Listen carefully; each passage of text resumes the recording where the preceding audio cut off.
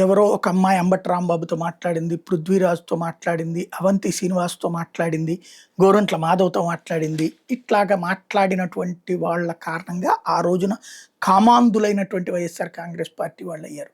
But ఆ మహిళలు ప్రొవొకేటివ్‌గా మాట్లాడారు. వాళ్ళు అవతల ఇష్టపూర్వకంగానే మాట్లాడినట్టు. అంటే అవతల శృంగార సంభాషణలు జరిపారు. ఏ ఒక్క మహిళ బయటకొచ్చి కంప్లెయింట్ చేయలే. కానీ అది కామాంధ ప్రభుత్వం అన్నాం. గుడ్. ఓకే. రాజకీయాల్లో నైతికంగా కూడా జాగ్రత్తగా ఉండాలని చెప్పడంలో తప్పు లేదు. But what about now? Adimulam ఒక మహిళ ఆదిమూలం మీద కేసు పెడతది.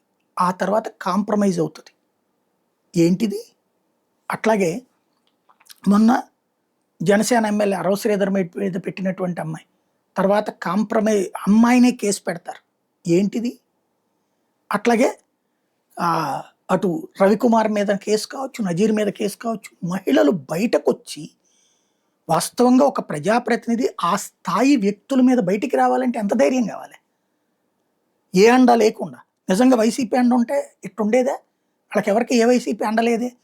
అయినా ఎంత ఆవేదన చెందితే బయటకొచ్చి మాట్లాడతారు. వాళ్ళు అధికారంలో ఉండగా మాట్లాడారంటే తెగించినటువంటి మహిళ యొక్క ఆవేదన ఎందుకు అర్థం కావట్లేదు మనకి? పైగా ఇప్పుడు నిన్న రాజమండ్రి ఆదిరెడ్డి వాళ్ళది. సరే ఇవన్నిట్లో ఏం చేస్తున్నాం మనం? ఆ మహిళల్ని కొలటలుగా చిత్రీకరిస్తున్నాం, వాళ్ళని బెదిరిస్తున్నాం, వాళ్ళు లొంగిపోయేలా చేస్తున్నాం.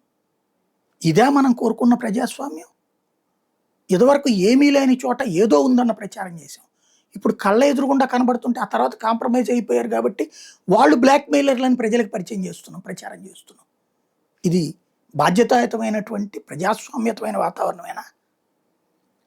ఆ రోజున మహిళలు 30,000 మంది మహిళలు అన్నటువంటి పవన్ కళ్యాణ్ మాట్లాడరు.